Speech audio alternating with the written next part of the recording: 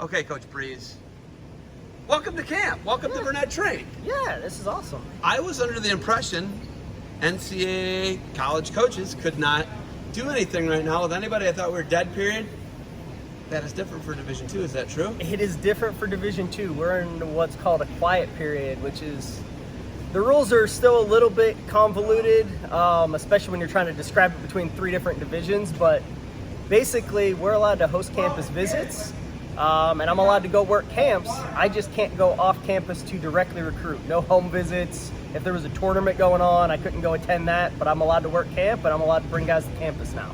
Wow. So that's a huge advantage for you guys. It is. Huge advantage. It is. Because D1's dead through August 31st. Yes. Right? Yes. So, and who knows what's going to happen again after August 31st. Well, yeah, they're going to just keep. They're going to keep punting. I think. Don't you think? I don't know. I don't know what to think of it now. I really thought it was going to end August 1st, and it just keeps getting extended. So it's a wild time in recruiting for sure, because none of the divisions have the same rule set. It's a huge advantage for you guys, though, right? Like for you to be able to host an on-campus visit right now, it's like unheard of right now. Like a lot of these coaches are going to watch this and they're going to be like, "Whoa, wait, is he telling the truth?" Oh, yes, he's not lying. Yep. 'Cause you're a smart guy and you wouldn't come on camera and tell me false rules, right? Right. No, we're 100% allowed to do it since June 1st. We've had guys on campus almost every day. We've been really fortunate with our 2021 class. We started early and built some relationships kind of on a D1 timeline. And so we're pretty far down the road with our 2021 class because we were able to get those guys back on campus for some of them second visits over the summer and starting to get some really good commitments in. Okay, I know you can't mention names and stuff like that. That's actually something you guys can't do. But Right. like one of your commitments, a guy from Dundee, Michigan was here. Total hammer, man. I love it. Like I love seeing some of the guys you've gotten, building the space and how far ahead of the game you guys are right now with the rules.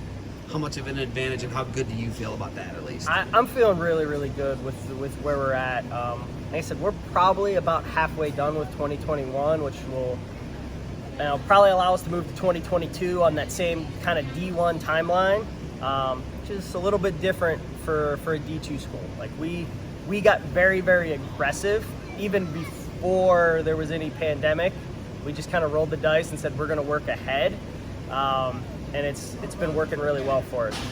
We recruit a lot of guys that are right on that borderline of whether they want to go to a big school. They have Division I ability, no doubt.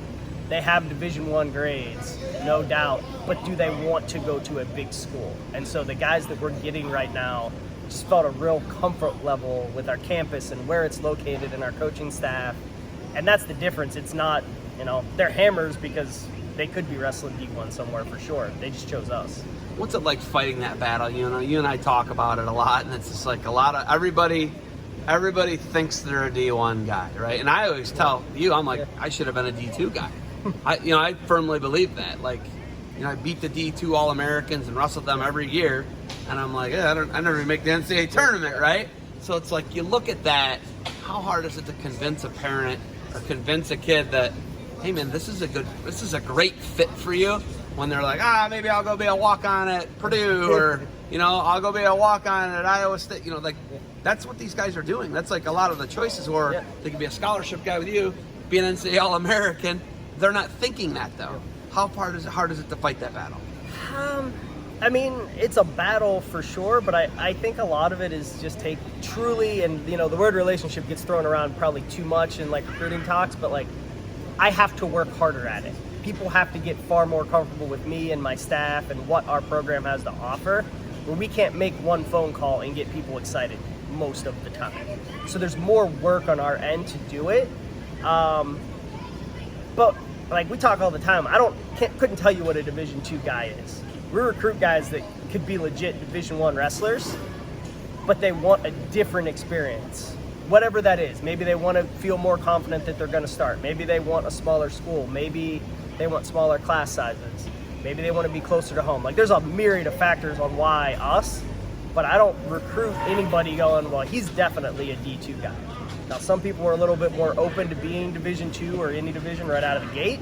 And some guys, it's a little bit more of a chore to say, hey, you should really consider this because this is a great option for you. It's not your only option, but it's a great option for you. And a lot of times, I would say probably one of the things I see the most is if guys let their ego get out of the way a little bit, then they're a lot more open-minded. There's a lot of people out there that just want to wear the t-shirt, and I'm never going to win that battle. If you want to wear a t-shirt that has a Big Ten school on it so you can show off at your graduation party or whatever the case may be, I'm probably not going to win that. But I can win a lot of battles when we just look at facts of the two side by side. Facts, not feelings. Yeah, but you gotta have the feeling side too. If you don't feel good about us, I can show you all the facts in the world, and you're like, that looks great on paper. I still feel really good about this. Yeah, the Big Ten school ABC, right? Yeah. And you're just fighting a lot of those battles. Yeah. Here's the crazy thing about you. You've got D1 coaching experience here, Northern Illinois, you're at NC State. So you get the game there. You understand what you're up against. Yeah. That's what I really appreciate about you. You've seen it, and you wrestled D1. Yep. So you really get it. You really get and you're a 2-time Pennsylvania State champ.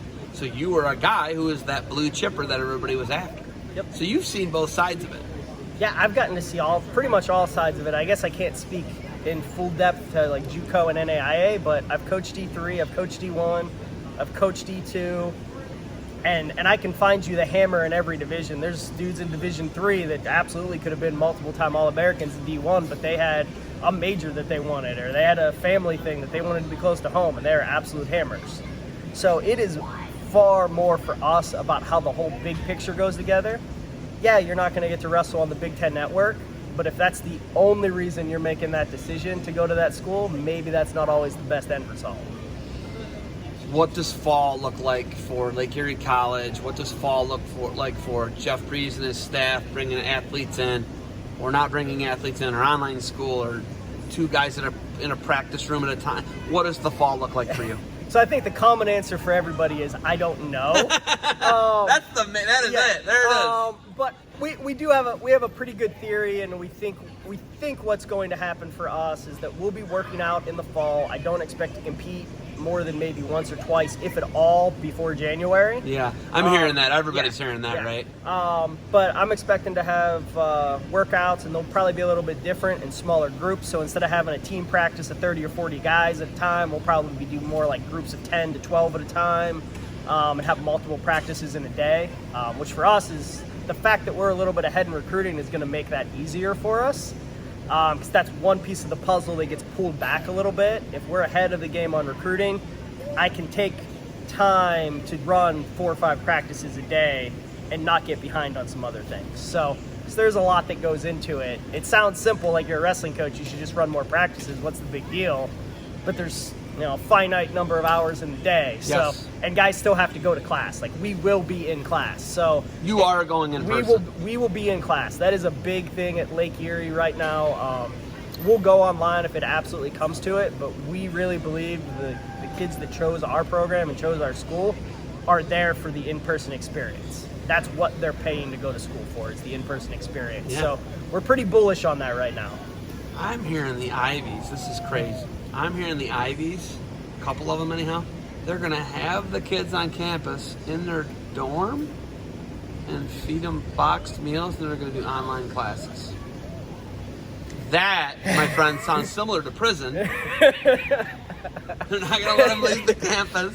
Yeah, that's not the experience that we're expecting. We have a lot of safety measures in place, but for us, we are of the mindset, because we're a smaller school, it's a lot easier for us to pivot towards these things. We don't have to figure out what to do with 60,000 people. What's your enrollment? What's your enrollment? So we're usually right around like 1,200. So just over 1,000. Yeah. Riverside High School down the road has more kids on the campus than you do. Right. Wow. Yes, they have a bigger problem to solve number of people-wise than we do as a college right now. So it allows us to pivot a little bit more. And you're in the same mile bubble.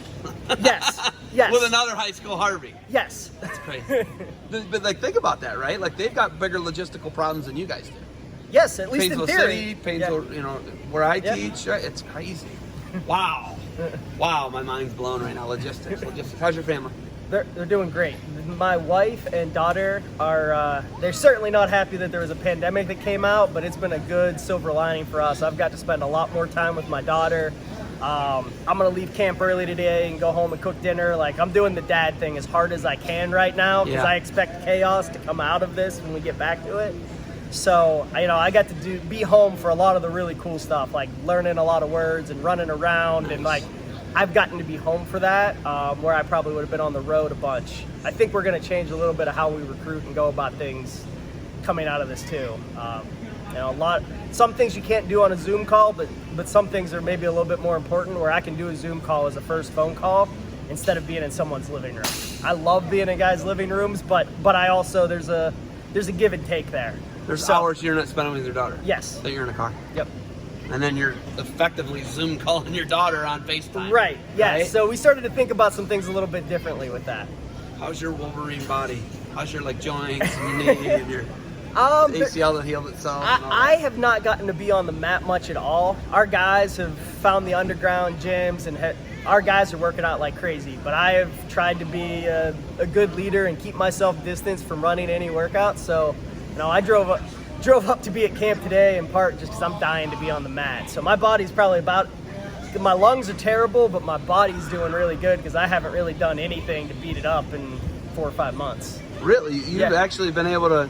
Yeah. You didn't catch yourself doing a stance in motion by yourself in the room while you're up?